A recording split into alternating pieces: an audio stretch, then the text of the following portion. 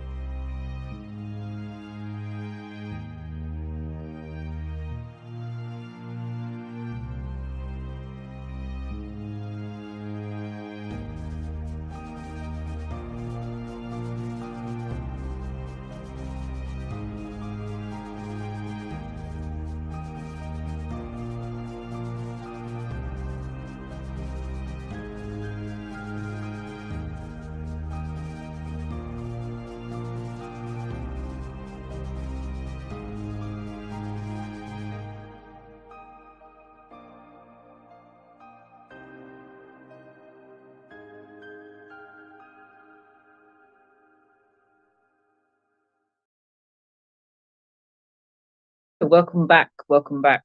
So, for those of you that missed my introduction, my name is Rhyana Ebanks-Babb, and I'm today's show host for Black Mental Health Matters. And the topic we'll be discussing today is how to move our minds and bodies through grief. So, I'm going to introduce our first guest, who is Shyrah Barnett. And Shyrah is a wellness speaker and facilitator. Let's add Shyrah to the stage. Welcome, Shyrah. How are you doing? Thank you so much. I'm doing well. How are you? I'm good. I'm good. Thank you. Thank you for joining us today. And if you can please let our viewers know who you are, where you're from, and exactly what you are doing on this platform, speaking about this specific topic. Absolutely. So I am Shyrah Barnett. I am from the U.S. I am specifically from the state of Illinois, but right now I live on the East Coast in Maryland. And I am a wellness speaker and facilitator. So what I do is inspire people to be the best versions of themselves and to live their most fulfilling lives through wellness practices. I do that through public speaking. I do that through wellness retreats. I do that through social media content. I do that through one-on-one wellness coaching sessions. And I love what I do. My entire purpose in life is for people to be okay. I want people to enjoy their lives. So that's why I do this work. And I'm happy to be a part of this conversation. Grief has been a huge part of my life for a lot of years now. And it's the entire reason that my brand was born. So I am, excited to be able to support somebody through this conversation. Thank you. Thank you. And we'll definitely be hearing a lot more about the work that you do, how your baby was born, your project baby, and just how we can learn from our experiences and move through grief. So thank you very much, Shyrah, for being here. And our next guest is Mairo Ahmadu. And Mairo is an advocate and psychotherapy student. Welcome, Mairo. Hello. I'm glad to be here. Thank you, Rhyana. Thank you. Thank you very much for joining us. And please tell people who you are, what you do, and what brought you to speak on this show today. Hi, my name is Mairo. As Rhyana said, I am a Nigerian-born, but now I live in Canada, specifically Winnipeg, Manitoba. I'm an advocate and a researcher, and also doing my graduate studies in the field of psychotherapy with the goal of becoming a psychotherapist. Talking about grief is more for me on a personal level. I've experienced grief myself. I've supported others through grief, and just kind of destigmatizing what grief means and actually seeking support for grief. So I've done a little bit of work with that. And yeah, I'm excited to dive in more and have more conversations with you both. Amazing. Thank you so much. Thank you. And yeah, this is something that in the preparation of us discussing how best to approach this subject, it was kind of mutually agreed that, we understand that a lot of people may associate grief with bereavement and loss, the physical loss of someone. But, we wanted to really use this platform to acknowledge the different types of grief that people experience in their lives, the different types of losses, and how that can impact people. So I'm just going to kind of kick off with the first question because that little introduction kind of smooths us nicely into a bit of a definition, I guess, but it's more or less your take on why do people associate grief to death and bereavement, and what different forms of grief can people experience? So I will direct this to you, Mairo. Thank you, Rhyana. So with grief, I like to say grief is very subjective. It's however we define what grief is and moving through life. Like, as you said, there are different kind of components that constitute grief. There's like the normal grief, the one that, we're told this is normal. You lose someone, you lose a role in your life, you lose a position, you lose a property, like something. You have also the complicated grief, right? Like that's embedded with trauma. You also have the, I call it anticipating grief, where it's coming. And so you kind of start the process early. So with those three facets, that's kind of how like I categorize grief, but also keeping in mind that it's really very subjective and it could be anything and everything. Thank you for that. Thank you. And I like the third definition specifically because I don't think I've ever been able to put a label or a name to it. So anticipated grief is, I'll be using that. Trust me. Thank you very much. And Shyrah, what about yourself? How do you understand the meaning of grief and how people experience it? Yes, so I really like what Mairo said about grief being subjective. I do think that, it's a very different experience for everybody. What I've always learned that grief was, though, was it being associated to like the loss of a loved one. But just through experience of living life, I've realized that I've grieved in a lot of different ways. I think one of the ways that I've experienced it mostly is just like grieving the change of the person who I am, the person that I am. So not necessarily like having the same values that I had years ago and doing the work to cope with this whole new person who's like a mom and a wife and like got to pay bills as opposed to, like this young 20-something-year-old who's like traveling the world and doing all these fun things. So in that way, like I've experienced the loss of like this person who I used to be, but also like this idea that I should still be that person sometimes.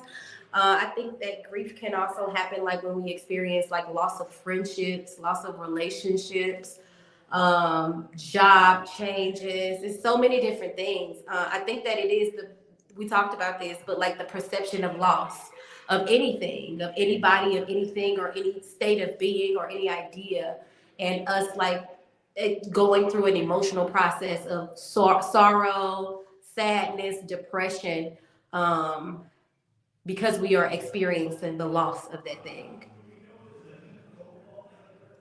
Thank you for that. Thank you. And do you know what? It brings me back to a phrase that I think it was you that mentioned this before, just to kind of add to that, for me, it can feel like the perception of where we want to be compared to where we are at. And I believe you said that, Shyrah, because that resonated with me so much. Whether it is that you're thinking about the past and where you think you should have been, or what you may have lost in that time of not being who you are now, or whether it is about being in the future and feeling like I should be doing this or I should be doing that. And that kind of links into what you said, Mairo, about anticipated grief, because you can grieve something you don't have or that you think you should have before you even have it. And yeah, it just resonated with me when we were speaking about that. But I think something that we need to kind of cover in this discussion is how grief manifests itself, and the common signs and symptoms that we might see when someone's experiencing grief and loss, or when we're experiencing grief or loss, whether it be actual or perceived grief. So, Shyrah, I'm going to ask you, in what are some of the common ways that grief is manifested, both physically and emotionally, in symptoms that you're aware of? Well, I think you have your obvious signs. You know, you have sadness, you have a person being withdrawn, but you also have like anxiety, being anxious about the future because I'm just trying I would rather chase what I think may happen than face like the feelings that I'm having right now. With me personally, it can manifest itself as self-sabotage. So not taking that time to like sit and like, this is my life now. And I am just taking the time to express how grateful I am, but kind of beating myself up. Like, I don't know why are you not doing that? You used to be this person. You used to do that, like, who are you right now? You're not even yourself. So it definitely manifests as me kind of running away from my reality and not choosing to sit in that and accept it. I think that a lot of times grief can also manifest itself as like separating yourself from people who love you and hold you accountable and people who are going to be there to support you. Because in order to like receive that support, you have to know that you need it. You have to be aware that you need it, and you have to be open to receiving it. But yeah, it can look so many ways. I mean, sometimes it can look like just a regular person who's coping through life. Like, oh yeah, they're doing good. Shyrah doing good. She's fine. Yeah, Yeah, she went to work yeah, today. She's fine. It's like keeping up with the norm to mask what's really going on emotionally. So many different ways. Yeah, yes, and yeah, Shyrah, when you said that, like I'm very much a person who grieves like that. It's just kind of like, let's move on. Like life moves on. What's next? yeah, And it kind of makes I think about like moments where I grieve. I know that it depends kind of like who the person is to me and what age they probably passed away, especially in dealing with loss of a life. I find that sometimes when a person's older or they're like maybe let's say 90, like I remember when my grandma passed away, she was like 90, and I was just I had that feeling of, oh yeah, she's in a better place, whatever, suffering. So that really kind of helped me process that, as opposed to if it was a friend who died, probably passed away really young. Like that's a different perspective I would take. I would probably be like, oh my god, there's so much potential, so much the world has not seen of that person, and maybe makes me grieve a little bit more. And so really kind of negotiating those two facets, or whatever you call it. I also think that I think that I am an empath. Excuse me. And I also think that a lot of times I will grieve for the world. Like I'll take on some of these like world issues and like, I don't know, the racism that's happening nationally and also on a worldwide level, or maybe like, people who are experiencing hunger or severe like severe like mistreatment of citizens in different countries. Sometimes I will like kind of like mentally take those things on to be my own experience, and I'll find myself feeling really anxious or really sad or really worked up, because I may not even realize subconsciously I've made all of these issues my issue, and it's like, oh my goodness, I'm so sad, I'm experiencing all these things, this is so overwhelming. But I don't even know if I realized until I was just listening to you, Mairo, that that's probably what I'm doing. Like, I'm grieving for the collective. Yeah, yeah, definitely. And I think a lot of the time we dismiss the collective grief that we experience, whether it is within a family unit, whether it is within our local community, whether it is a global community, like as we are on this platform here, Black Mental Health Matters. There are so many different collectives that we can grieve in that we discount that a lot of the time to, I guess, the vicarious trauma that we experience. We don't understand how to process it and why we're going through it and why we're experiencing it. But I guess that goes down to what I mentioned before about perceived or actual loss, because when you're experiencing a collective trauma, you don't have to experience it yourself to feel the feelings of grief, to feel the feelings of loss, to feel bereaved. Witnessing something or hearing something distressing can impact you just as much as actually experiencing it firsthand. But yeah, thank you for sharing that. And you mentioned, Mairo, about balancing the two positions, or I guess states. And it brings me to think about a specific model, and it goes into my next question. But a specific model of grief that I heard about on a training course, and it was talking about the loss and hope orientation. So one aspect being experiencing feelings of loss, sadness, but also wanting to experience the feelings of hopefulness, the light side of the feelings of loss, even where you're able to rebuild yourself, rebuild a life, and understand what that grieving process is from a state of healing. So with that being said, and I'm going to ask this to you because you mentioned it, Mairo, what are some of the different, I guess, models or stages or cycles of grief that you're aware of that you can share with our audience? I think one particular one that comes to my mind, like most people know, is like the grief cycle, right? The denial, the anger, the bargaining, the depression, and the acceptance stage, like how you go through those stages and you move through those stages with time. But you know what? One thing I found with maybe supporting people through their grief, or me personally, is that, there isn't really, you start here first and then you end here last. It's always like somebody might start with a depression, and that's like maybe the fifth stage in the cycle. There is no really like you have to start here or you have to end there. But so moving through that, yes, it's a model. Yes, it could be used to describe somebody's grief, but also doesn't really apply to everyone.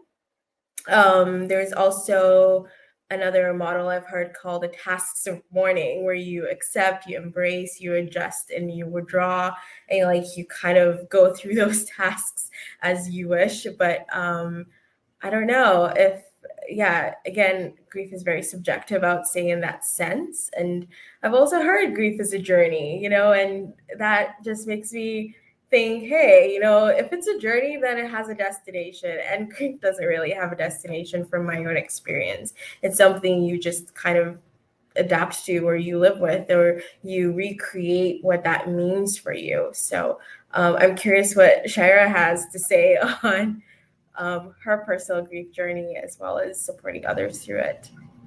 Yeah, absolutely. Well, in my experience, I agree with you, Mairo. Like, it looks very different for everybody. For me, so I lost my mom when I was 22, and for me, the first thing that I remember experiencing was acceptance. Like, I knew exactly what was happening, and I had like a very different spiritual connection than I have now. But I was like very solid in my beliefs. So I was like, oh, she's good. She's taken care of. I'm so excited that, because she was sick, she had cancer. So I was, just feeling like I'm just so happy that she doesn't have to have this earthly experience anymore. And yeah, I was just very accepting. But then, like, it kind of, down the line when I was experiencing different things, like wanting to go to grad school or finding a partner who I really loved and not being able to share those experiences, then it was things like anger, a little bit of resentment. Like, girl, now you knew that I was gonna be doing great things. Now who told you? Who told you to leave? But just like those feelings of like loneliness, abandonment. Um, Sometimes there is some anger, even if it's suppressed. But even just thinking about other situations besides loss of life, I think it kind of depends on like where that person is in their life, where they are mentally, where they are spiritually, what kind of community they have or don't have. I think that a lot of times people can, skip some stages. Like they may skip the stage of acceptance or they may skip the stage of depression. And like you spoke to earlier, Mairo, go straight into like what needs to happen. Okay, what's next? I think that's a very Western thing to do. And I think we're so used to like moving on to what's next because business is business and things have to be taken care of. So I agree, like it's a very it can be very diverse for different people. It can happen in a variety of ways. But in my specific experience, I feel like it started on the positive end first. And I feel like now I still am in a space of acceptance, but I definitely have a lot of moments that don't feel so good, very sporadically. I could just be grocery shopping one day and I'm thinking about a recipe and I don't know how to make that recipe, but I know that if I could call my mom, and then it just turns, you know what I'm saying? So I think it's very specific to where you are in life. And also, like to add to that, Shyrah, like there's different facets of things that really influence our grief. Like there's the individual, like your role as maybe a woman in grieving, and like there's also family influences with that. There's the community and how society tells you to grieve. I remember like being raised in Nigeria, like there was really no way of, hey, this is how you grieve. I grew up with like, hey, you go visit somebody when somebody dies, or you just say sorry if somebody's experiencing something unfortunate, but like they're grieving. And so I think a lot of my what's next comes from a society that taught me like you don't really sit in your grief, you don't really reflect on your grief. It's more like you have to take into account other people's perspective in sitting in your grief. So when people are coming to say, hey, I'm sorry for your loss, you're supposed to make your house tidy, you're supposed to provide food. There's that like, you're thinking about all the things that will make others feel comfortable and not necessarily about what you are going through in that moment. And in a way, I'm kind of sad that that's how the environment I grew up in kind of approached grief, and like nobody really talked about it. Nobody was like, hey, you should go maybe talk to a mental health professional. Like, what was that even? I never really knew how grief would influence people like subsequently, even after the death, till I kind of came to Canada and people were like talking about mental health. And I was like, hey, yeah, I want to be part of that conversation. I want to learn. And being like comparing back at home, this is not the case. So, Wow. I can definitely relate to a lot of everything you both have said in actual fact, because, it can be very difficult to know how to grieve if you've not been taught how to express grief, how to express your emotions, in fact. And I think particularly with the different types of grief, a lot of the time we can feel stuck on, okay, yeah, I'm sorry for your loss, but what if it isn't a bereavement or a loss of life that you're experiencing? What if it is a loss of job or a loss of relationship?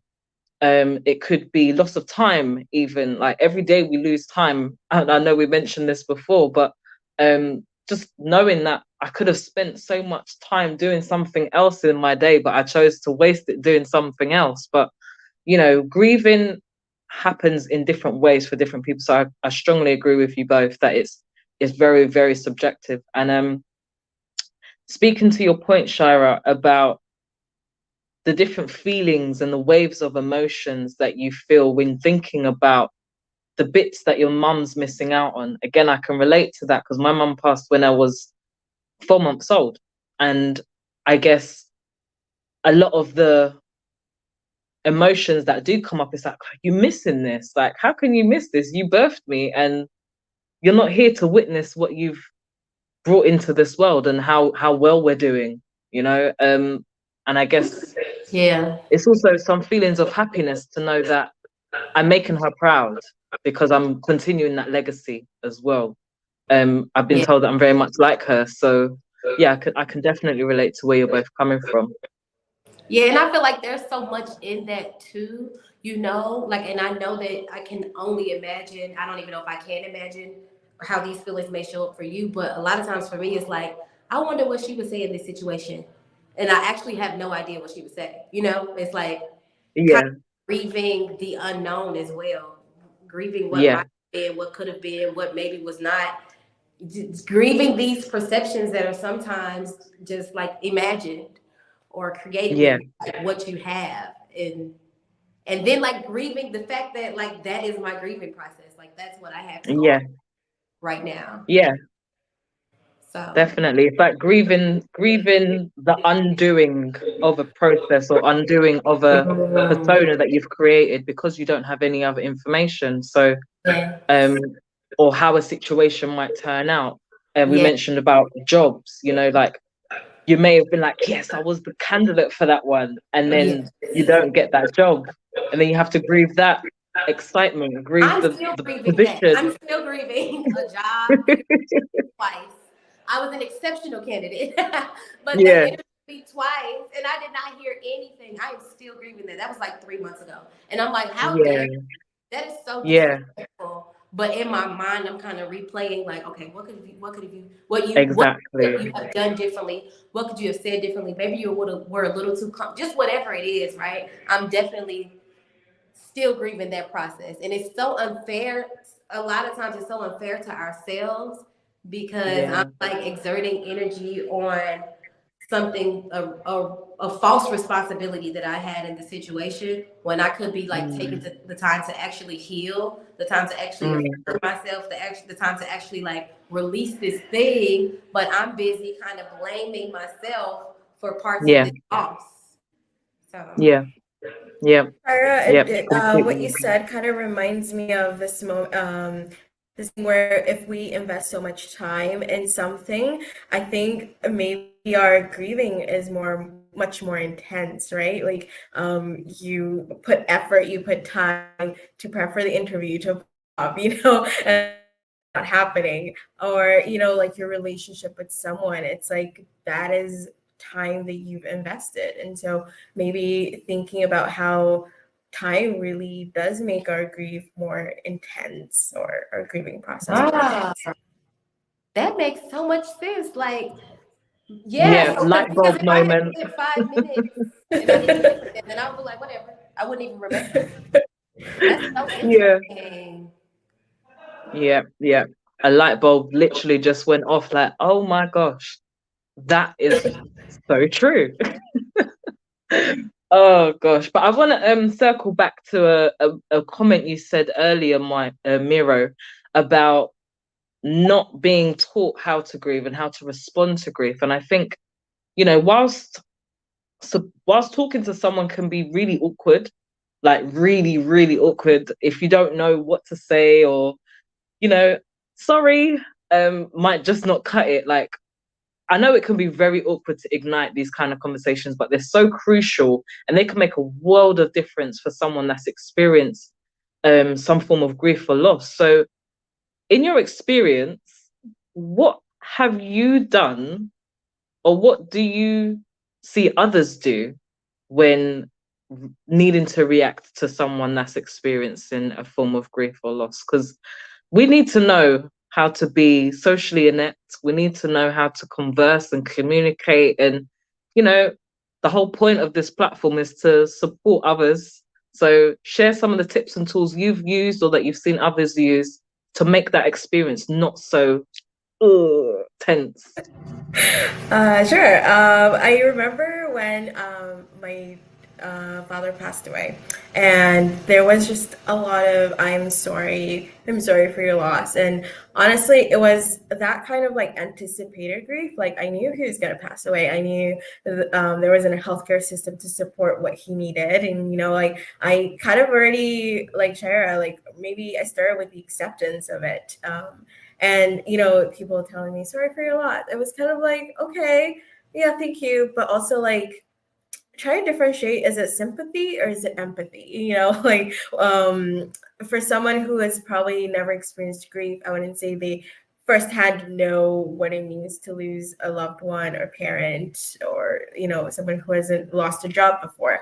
And so really kind of differentiating that you are not expressing sympathy but more empathy. And even if you haven't walked in that person's shoe, like trying to just put yourself in that person's situation if you were them. And I think like one of the things is also supportive listening and just kind of being present. Honestly, somebody who's grieving, like it comes in different waves, and so you don't know what they need in that present moment. And even if you ask them, hey, what do you need? They might be like, I don't know.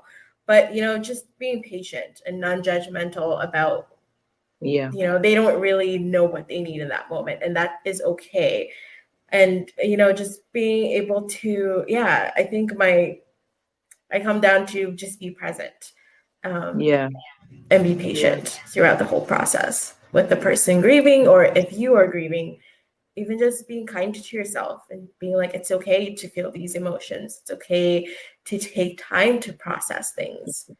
But it can be so hard because, like what you said before, it's like, okay, this has happened. I need to get back to XYZ. And, especially as women, we tend to do that naturally anyway, because we need to be okay for others to be okay, because we're the nurturers of the family, so it's easier said than done, but it's not impossible. And I think that's probably my only addition to it. But it's definitely something that rung true with what you just said, and it reminded me of the service and training that I went on. But you said about was it compassionate listening that you said? Supportive listening. Supportive listening. So I went on a training by Samaritans. Samaritans is a UK suicide and mental health charity. They have a phone line and a text service, and they often do trainings around how to listen in a supportive manner. And something that I really realize is that I don't listen. I listen to respond. I don't listen to listen and digest and sit in the uncomfortableness, because listening to someone else's just can be really uncomfortable. But I would recommend that training to anyone. And I'm sure there's other UK or US and even Canada based initiatives that are offering that. But between that and there's often like music banners on Spotify that offer just like a signposting service around, okay, do you think you could help someone in this situation? Get in contact with da da da. And even some phone network providers are offering training around good listening as well, as a way to promote good mental health and offering supportive conversations. So I just wanted to you reminded me also about like how important sitting in silence is sometimes. Not everybody knows how to sit in silence. And I think when you're grieving, that is a true test. It's like, how long can you like sit without saying I'm sorry, or just wanting to make things okay, like just sit.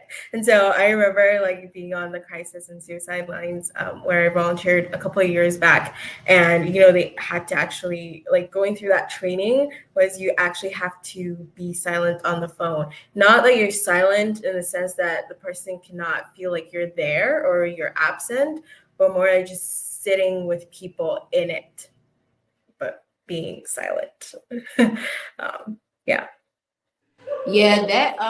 That's something. That discomfort is something, and I think that a large reason why it happens is because people are afraid. You know, people are afraid that they're going to say the wrong thing or do the wrong thing, or that they won't be seen as supportive. And I think that something, just even thinking through this conversation, something that, sorry, y'all, something that is really helpful for me is to just give myself grace as the person who's supporting someone who's grieving. Be kind to myself and be patient with myself as well. I think that we have to trust our relationship with that person and trust the instinct. Like you said, Mayro, be patient. If like I am with a person who's maybe grieving a job loss and I go and visit them and they haven't eaten in a couple hours, okay, pick up some food, you know, or if they're crying, allow them to cry. And if you don't have the thoughts or the words to say, like, that is okay. If you're doing your best in the situation to support a person, you are worthy of showing grace to yourself. Like, we don't have to put this, it's very interesting, like how we put this unspoken pressure on ourselves to be supportive. Yeah. I don't know where, I mean, I know it's fear, but I'm wondering like where it stems from, because it's like, I don't know if you feel like that person is maybe going to project onto you, and sometimes people do, but it's like, it's okay. Everybody's doing their best. I'm sure that person would rather have you there than not have you there. And I think it's also okay to say, I honestly, I don't know. Like, do you want me to give you advice? Do you want me to give you verbal support, or do you want me to just listen? Yes. You know? I'm so glad you said that. I'm so glad you said that, because sometimes we are not in the best position to be that supportive friend or supportive confidant that the person may need. We may need to actually say, I'm not the person for this right now. And be okay with that decision, because if you aren't able to support someone, you could do more harm than good, you know, and rather than trying to force yourself into a position. And what you were speaking about, Shyrah, I feel like it's a lot to do with people pleasing and the fear of not being liked. That's what I personally feel it is. It's the fear of not being liked. That's exactly what it is, because if I don't have the awareness that I am enough and I don't like myself, then I'm definitely going to be looking to these external sources to kind of please people to then validate myself. Yes, absolutely. I agree. Exactly. That also makes me think of boundaries as well, like boundaries for yourself and boundaries that you have with others, right? Yes. Just to add to that. Yes, and being and speaking back to what you said, Rihanna, just really be Rihanna. Really being honest with yourself about like what your boundaries are and what capacity you do have, and like not being afraid to let that person know, like, especially if it's not necessarily a matter of life or death. Obviously it's still important to this person, but like, honestly, let me tell you something. If I have a friend who's like grieving something in life besides the loss of life, and they call me and I don't have the capacity, I am not picking up the phone. I'm not.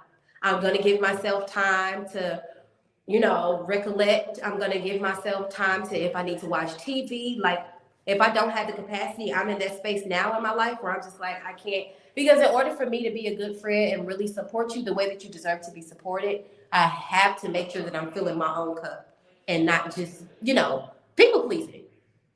I'm definitely a recovering people pleaser, so I understand that. I agree. And I think the only other thing I would add to that is, if it's not your portion, signpost. You know, there are loads of places and resources that people can get the help from if they can't get it from you. So rather than leaving someone feeling like they're in the lurch, because a lot of the time it's not that they've been left in the lurch, they just want that comfort and attention sometimes from you. If you can't give that, then signpost them to someone or a service that can.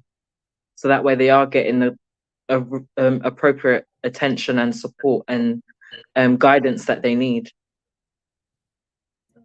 Was you going to add something, Shyrah? Oh, go ahead, Mairo. Oh, sorry. I was gonna say, I recall recently, a friend of mine. So I have a lot of things going on in my life right now. So like my mental capacity to support a friend to the extent that maybe they are expecting me to is kind of very low. So I try to like So my social life is really suffering right now due to the other things I'm involved in.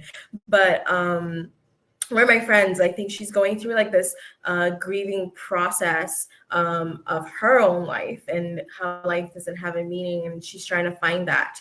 And she texted me one morning, and I woke up and I saw this text, but I was moving. I was like getting ready for work. I had to be at work. I had to do this. I had to do that. And so in that moment, you know what? I was just like, I'm kind to myself. I will not reply her in this moment because I do not have the capacity to. And I had to, and all day, like I kind of felt low-key guilty about it. But then I was like, you know what, this is the right thing, because if I say something, it would more be from a very problem-solving perspective. Like, go see a therapist, go, like, not really like sitting with her in that. And so I think I ended up replying her to like 8 p.m. And I was just like, just take it one day at a time. But it's also like, that was a moment where I came down from my day. I could fully process what she was trying to tell me in the morning. And so, just kind of keeping that boundary. And as Shyrah and you, Rhyana, said, like just being kind to yourself. And making sure your cup is full as well before you can actually like give to others, right? And it honestly makes me think of, I don't know, you all tell me what you think about this, but the hold that capitalism has on us, not that everything that we have to do is always about work, money, but this idea of like the hustle and grind culture. We have so many things to do and so many things to take care of that a lot of times that is the reason I don't have the capacity. So it's really just making me think about like the role that capitalism plays in our grieving process, the role that westernization plays in our grieving process. And like, it's absolutely like, if you don't have the capacity, it is fair and it is right to honor that, to honor yourself first. And I'm a firm believer that I come first. And if I have the capacity, then I can support you. And I really love what you tied into it, Rhyana, with like, okay, I can send you some resources. I can, send you the things that I do have. But I think that a lot of times we don't have the capacity because I am tired, because I am doing, especially as a Black woman, I'm doing 10,000 things a day. Because of the way the world is structured, I kind of have to do these 10,000 things. And you're probably grieving because of something that has to do with capitalism anyway. So it's just so, a lot of it is so unfair, but I think that it makes it so much more important and urgent for us to really prioritize ourselves in whatever that grieving process looks like. Especially as Black women. I agree. And I think touching on that as well, because I think when it comes to completing the cycle or completing a process of grief until your mind and body is ready for you to move on to the next stage of healing, you can feel very stuck as to whether you're allowed to do this. And giving yourself permission is something that I've definitely found very hard, giving myself permission to rest. And I can honestly say, even the tail end of last year alone, I lost about 5 people. And it was okay, what now kind of thing. At what point do you allow yourself to stop, process, think, rest, and allow whatever emotions to come to the surface? A lot of it is suppressed and I guess subjugated because the many roles and hats that we wear, the many roles we play and the many hats that we wear as mothers, as students, as workers, as partners, whatever it is that we're doing, and then to look good doing it. It's just, it's one of those things where it's like, can I just breathe for a second? Just for a second. And I can definitely understand where the capitalist mindset is, because it's coloniality of thought. Your ability to culturally rest is not there. It's not there. And Mairo, I'll be interested to hear about this from your perspective, especially because I know you said you grew up, or you was born and grew up in Nigeria, but you now live in Canada. Could you bring some of that perspective into this question? Because I think it'll be interesting to know the geographical differences. Would I say it's different? Maybe not so much. I personally you were talking about like the rest, and I touched on earlier about like, when somebody's grieving, like it's just so much more in the community and how you present to the community and like making the community feel welcome into your own grieving process. It doesn't really make sense now that I say it, but I think in Canada is very much like, what's the next thing, which in a way, kind of back in Nigeria, it's kind of almost like, what's the next thing as well. There isn't really that space to um, just sit with it.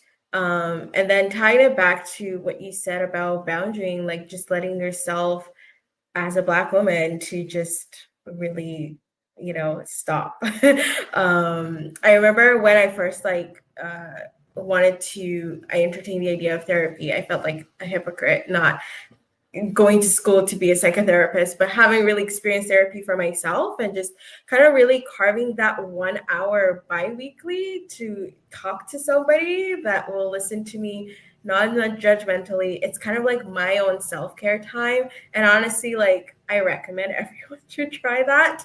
Yeah. It's part of my, hey, I'm advocating for this. But yeah, I think it has really helped me like carve out that moment to just, hey, there's chaos, there's always what's the next thing out in the world. And as Shyrah said, like there's 100 million things that you have to do in a day as a Black woman, and you Yeah. you have to work twice as hard, do twice the things, everything, just to stand out, just to be the best, just to prove that you're worth it, like it's a lot. And so Yeah. honestly, carving out that time to just be you, be authentically you, be at rest, wear a bathrobe, carve your hair down, like all of those things, it is really important to have that. Yeah. Yeah.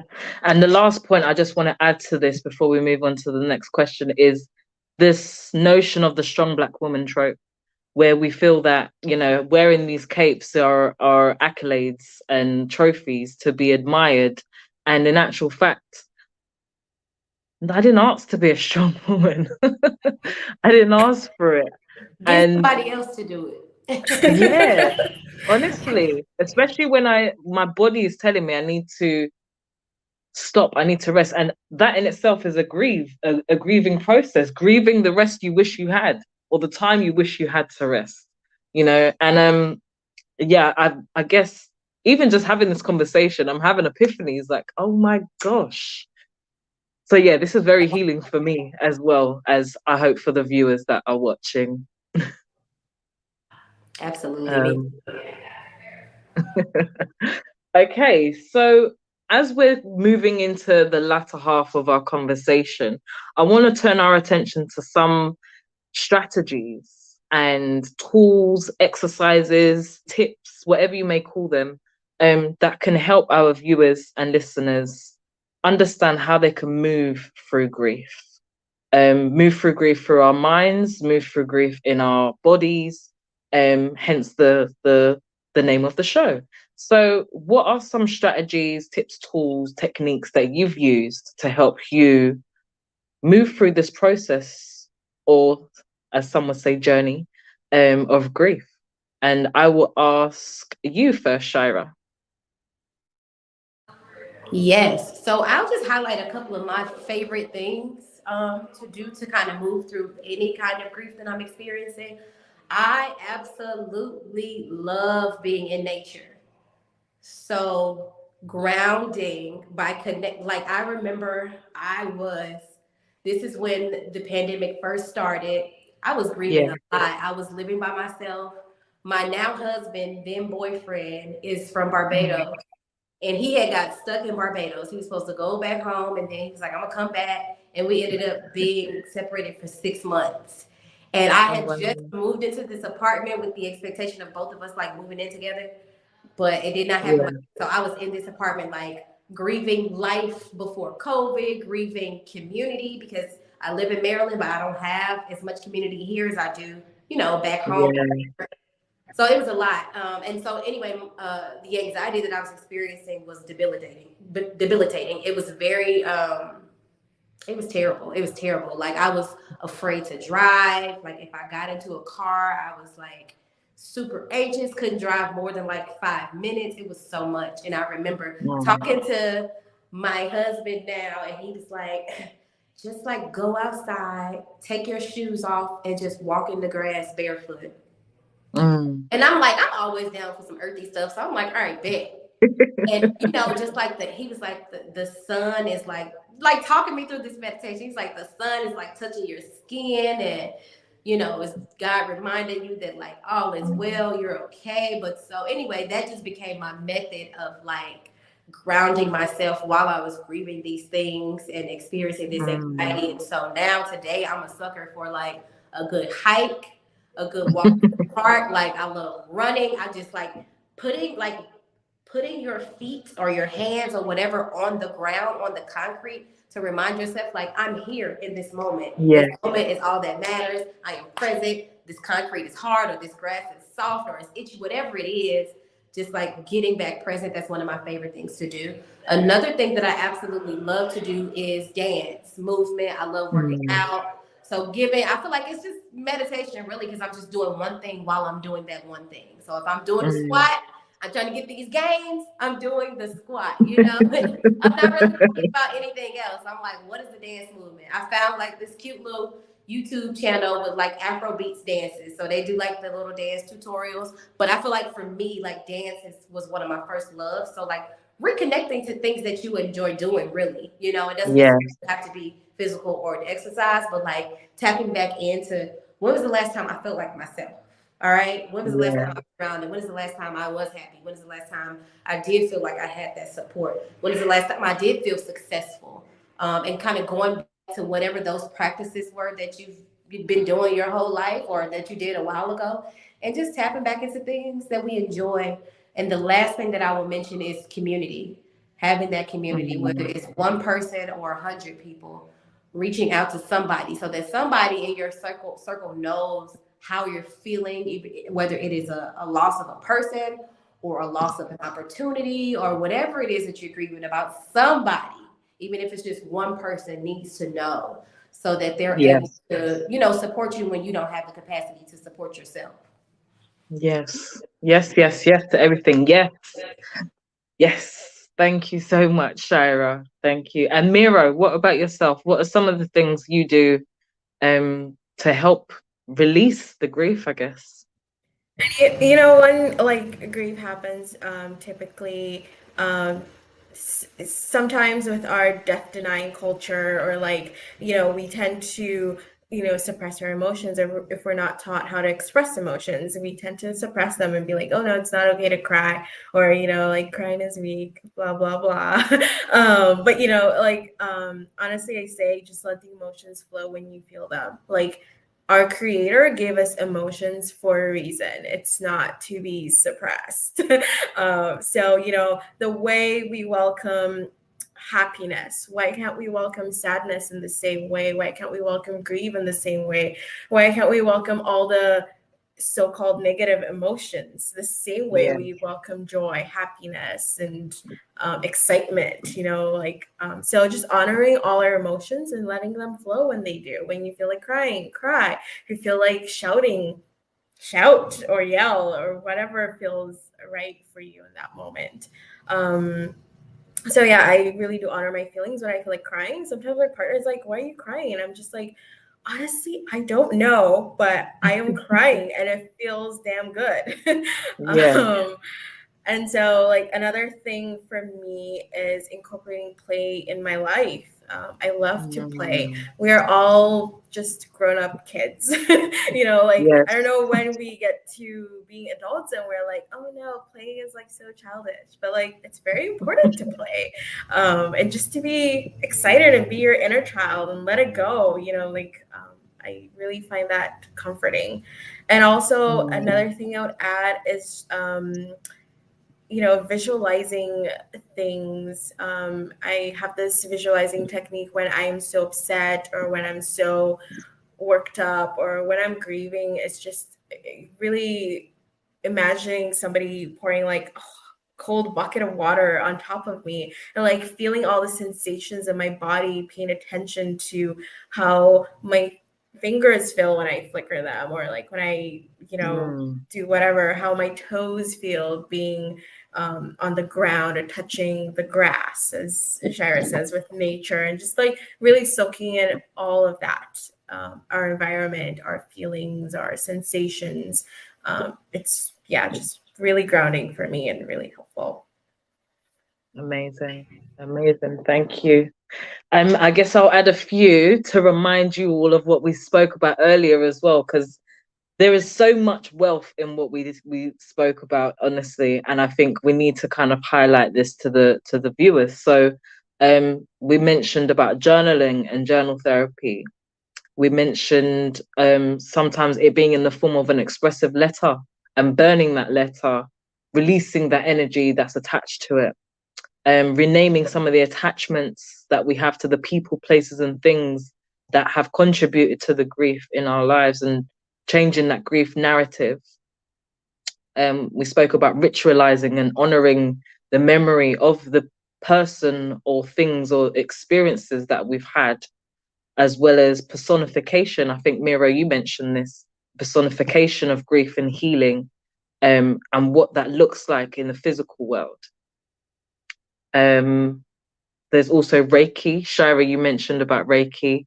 I'm going to add laughing and smiling, because a lot of the time when we're grieving, we feel bad to feel happy, and I think, again, it goes back to that juxtaposition of emotions. Oh, I feel sad, I feel lonely, I feel lost, but I also can feel happy, feel light, feel something great is happening in really, good anticipation. So there's also that piece of, what is society expecting you to? How is society expecting you to display those emotions, right? Or express your emotions? Like, are you, I know, like, back in Nigeria, there's certain cultures where, when you're grieving, you, as a woman, you are to be sad all the time. And it's like, okay, how about if I am happy that my person, or this person, or whoever person that I've lost is in a better place? Like, am I expected to still be sad? Like, and that doesn't feel authentic at all.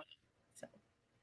Yeah, I completely agree. Completely agree. And, I guess sometimes when people are experiencing that torn feeling, I think some of the best places to go would be phoning a friend, talking therapy or counseling, because you can often get stuck in that emotion and not know how to lift yourself out of it. And that's where reoccurring problems can come about, And for me, something that I have been practicing on myself is emotional freedom therapy. So using tapping through your energy system as a way of releasing emotions. And one last thing that I find quite funny, because this is so out of my character, but I don't act. And my friend's an actress, and she's like, express with your full emotions. And I'm like, I can't do that. It's just not me. But I've been putting myself out of my comfort zone. And like what you said, Mairo, understanding that you can welcome the quote unquote negative emotions as much as you do the quote unquote positive emotions. Acting them out has really been beneficial to me, because when that emotion comes, I'm able to recognize it. I'm able to name it. I'm able to put words and a bodily movement to it, I guess. And it's just been something that's really helped me. So over exaggerate the expression sometime, and obviously maybe not when you're grieving, but when you are going through a state of grief, you are able to then actually relate to it on a more natural level. Okay, so last couple of questions that we've got going on here are more around understanding collective grief. I know we've touched upon it a little bit, but we haven't spoken about it in depth. So I think I will ask you, Mairo, about community and collective grief. So what types of community or group activities are you aware of that can help with the liberation, the freedom, and the sense of acceptance when someone's going through a grieving process? I'd say find your people where your people are at. Honestly, there isn't. I've heard of bereavement groups. I don't know. I've never been to one. I've never experienced one. I've never facilitated one. So I can't really speak to that. But I know that when you find your people, you just kind of know. There's just something being around people who have been through maybe something similar, could relate to experiences, could understand where you're coming from, just certain feelings that you have in the moment of sharing or letting people in. So honestly, when you do find your community, I think people just know that you found your community. And also just not letting people tell you how to grieve as well. Like, there's some communities that, they'll Definitely. tell you, hey, this is the appropriate way to grieve. But deep down, that grieving is subjective. It's my thing. It's how I express my emotions. So just don't let anyone tell you how to do it. You do it in your own way. Yes, yes, yes. Thank you. Thank you very much. And Shyrah, what about yourself? What are some techniques and avenues of community support that you are aware of to help the grieving process? Yeah, I'm with Mairo. Like, find your people, find what works for you.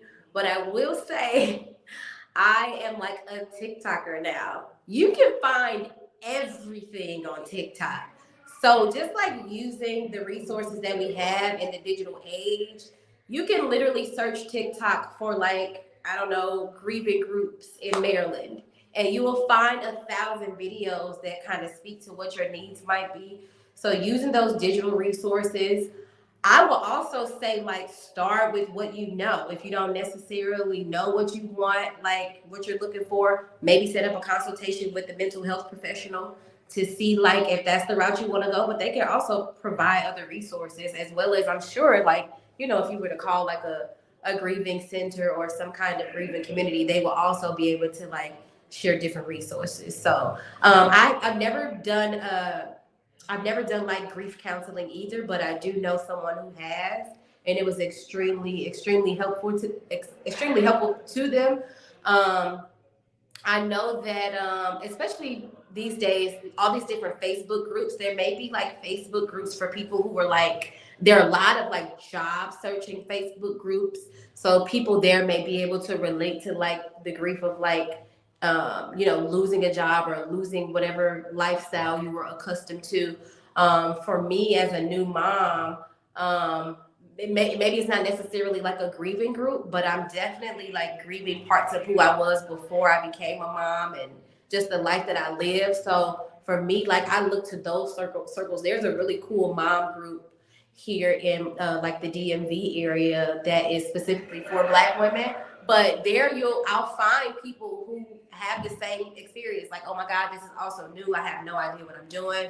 So yeah, use your resources. Start with what you know.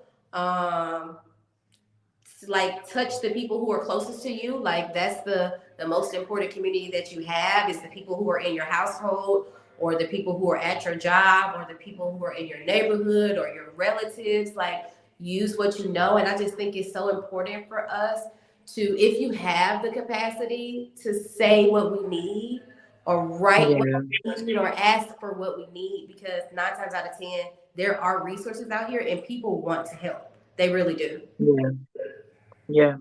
Good, Yeah, good and to point. add Thank to you. that, sorry, Rihanna, Yeah, go I ahead. just wanted to add to what Shira said about like um, job, specifically with job loss. Like, there's a lot of layoffs happening in tech right now, and like I can see how like LinkedIn has turned into this like amazing supportive platform of just not finding a job, but like people just being there and honoring the reality of our world now, or with tech layoffs and job loss, and people like going through burnout and stress and all of that. So honestly, it's been kind of refreshing to see that. And maybe, I'm not personally like looking for a new job or anything like that, but, knowing that I could direct people to other people who are going through or experiencing the same thing, and just having that empathy for that population as well.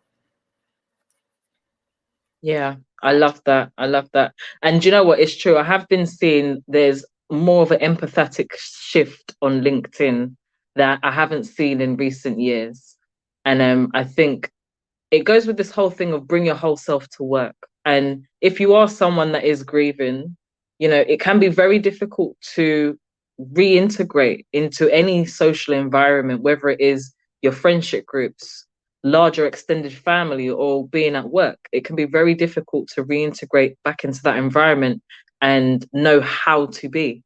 We mentioned before about societal expectations, but definitely speaking to the people nearest and dearest to you really do help, because they know you best and they know how to respond to you best. And I think we kind of underestimate the power of relativity. I believe that's how you pronounce it. I'm not really great with pronunciations today, but yeah, relativity is so important, because people, a lot of the time, they don't know what to say, they don't know what to do, but their intentions are well in the right place. And the people that know you best will have the best intentions for you as well. So with that being said, are there any lasting pieces of advice or tips that you have for someone that might be going through a grieving process right now? And I will ask you, Mairo, first. I think for me, I would just add that there is really no right way to grieve. You can grieve however you want. You are allowed to feel all the feelings that you want to feel in your grief. And don't just let anybody tell you otherwise. And honestly, like, there's a lot of myths and misunderstandings and a lot of messages out there about like how you should grieve, or like time will heal all wounds or something like that. But honestly, you need, I would say, let go of those and just do you, if that makes any sense. Yeah, it does. And you know what? That time heals all wounds thing. Yeah, I realize as time goes on and as I experience multiple griefs throughout life, it's rubbish. It's rubbish.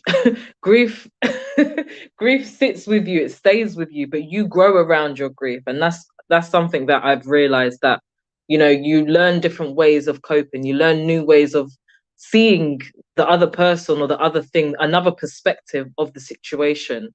You have new hindsight, you have new insight. There's so much to that statement that, yeah, it's just rubbish. Sorry.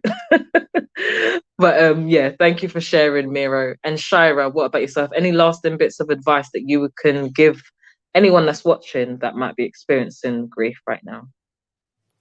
Yeah, I mean, I would say I definitely agree with everything that you two just said. And also, if you are in the experience of grieving right now, wherever you are is enough. Like, it is okay to be wherever you are in your process.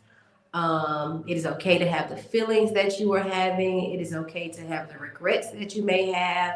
It's like everything is okay. I would just say to allow yourself to be in that space, but also pay attention to yourself, pay attention to your body, pay attention to the thoughts that you're having, pay attention to like things that may be triggering you, and just try your best to move through that at your own pace. Like Mairo said, don't allow anybody to rush you. Like, this is your life. And it's so interesting because we all experience grief at some point in our lives. So I don't know how possible it is for anybody to really be an expert in grief. Like, we're all our own experts because we all have our own individual experience. So however you move through it is how you move through it. And that is okay. Like, your process is just as worthy as the next person. So yeah, be Yeah. as kind as you can to yourself. Yes, yes, yes. Thank you. And I guess I will probably add to that. I guess the only thing I can really say is understanding where you are at in order for you to know where you want to go towards or how you want to grow from it. And what I mean by that is we can often not see the light at the end of the tunnel, but there is always a light. And I guess for me, being able to heal through the many grievances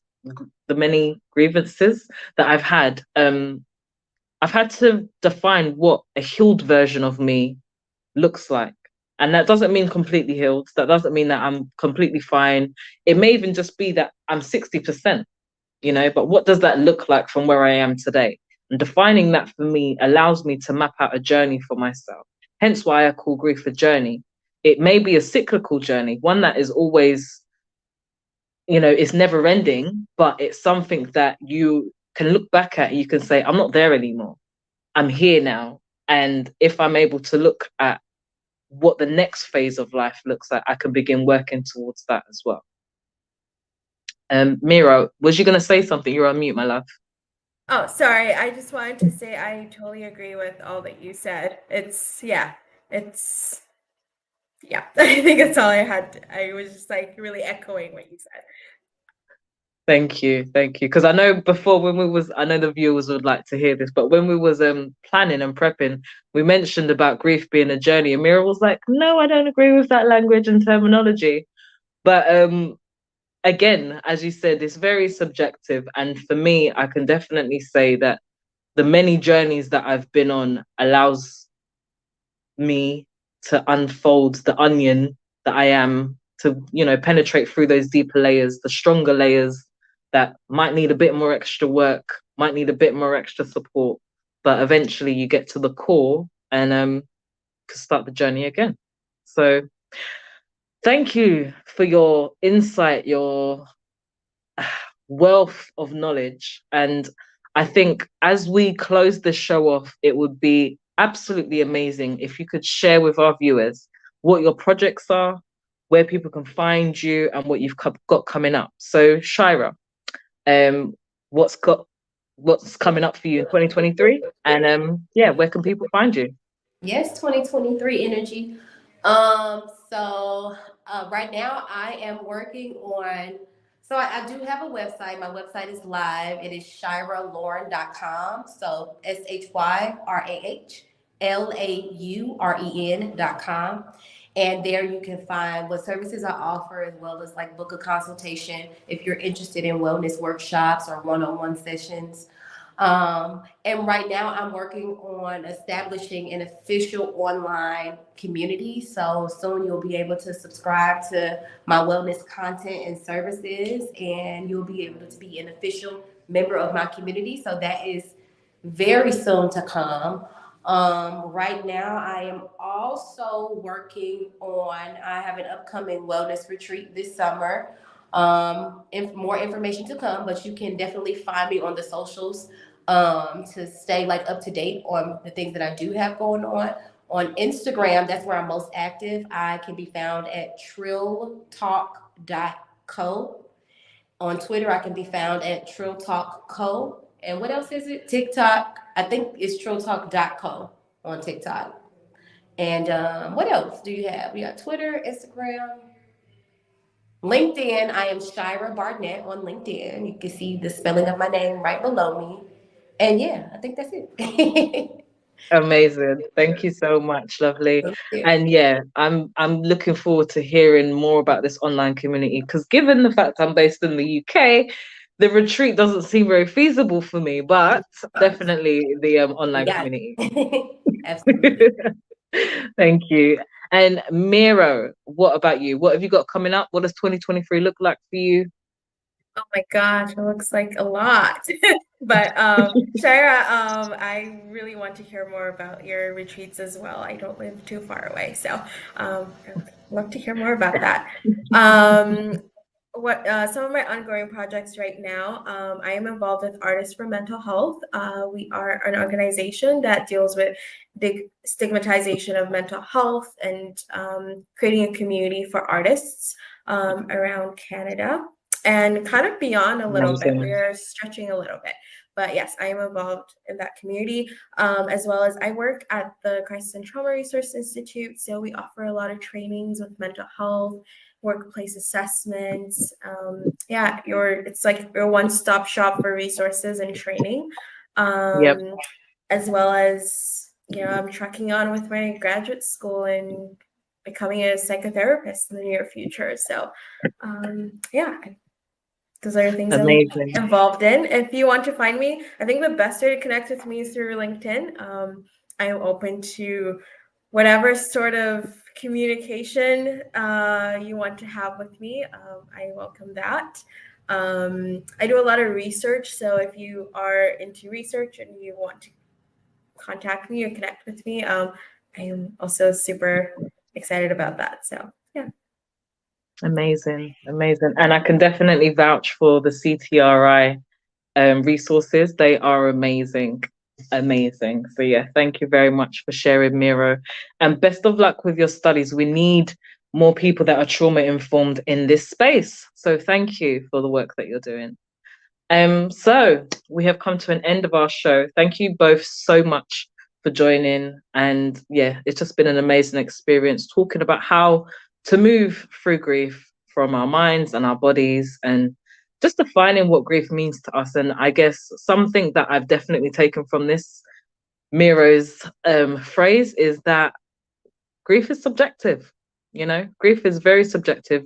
You heal through what you experience in your own way. So keep that in mind. If you haven't listened or learned anything from this conversation, keep that in mind. But I'm sure you will. Rewind it, take notes, speak to a friend, discuss it with friends, and then open up these conversations and start releasing grief from your body. So with that said, my name is Rhyana. I am your host for today, Black Mental Health Matters, and we are out. Have a great day. Take care.